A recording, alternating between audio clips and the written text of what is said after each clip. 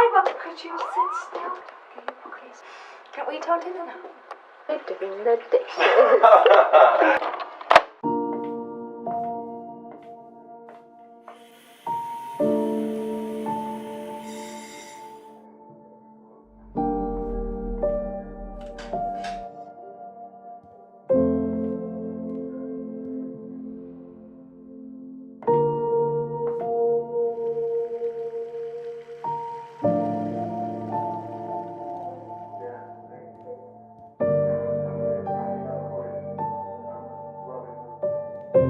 That's all sorted for you. Me and my husband used to use it to cook dinner together every night.